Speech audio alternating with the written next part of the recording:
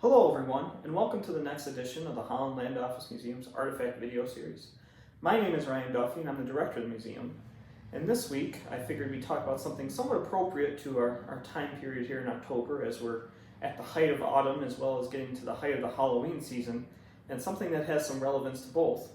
So this week we're going to talk about our tin lanterns here that were a very useful tool back in the early to mid 19th century, and were one of the best ways of keeping your outdoor lights going, especially as the nights got longer and colder.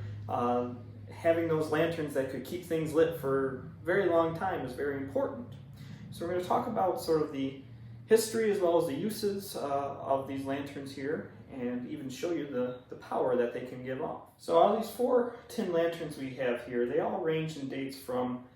around 1800, 1810, all the way up until the 1850s and 60s. But as you can see, the styles have stayed very similar throughout that time period. Now they are made out of tin, which is a very thin but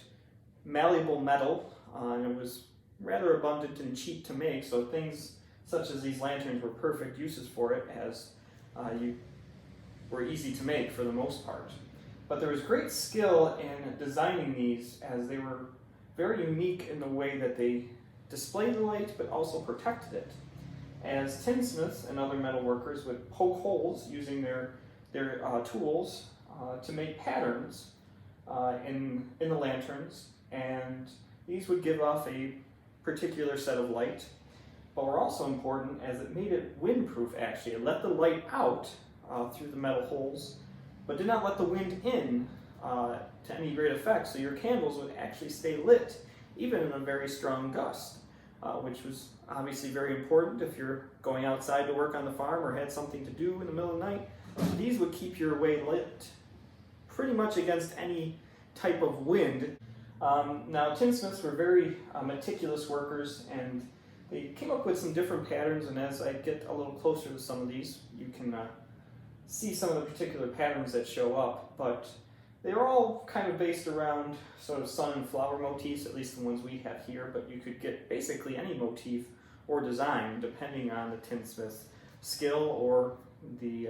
desired effect by those who were purchasing them. So we're going to sort of test these out for you and show you how they would work in the dark. Now we don't have actual flames in there, but we do have some more modern lighting equipment in there, but it'll still give off the same effect of what these will look in the dark. Now as you can see, they're still giving off some light, though these flames maybe aren't the brightest ever, but they are protecting the light, but also still giving off enough that you can see by them, because even as we swing one around, now our modern battery operated candles aren't affected the same way as a regular wax candle would be, but still it gives off the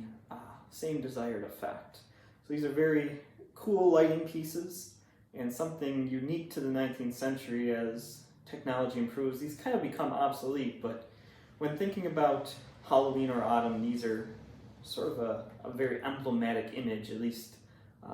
here at the museum. Well, I hope you enjoyed this edition of our Artifact video series and learned a little bit more of our tin lanterns here.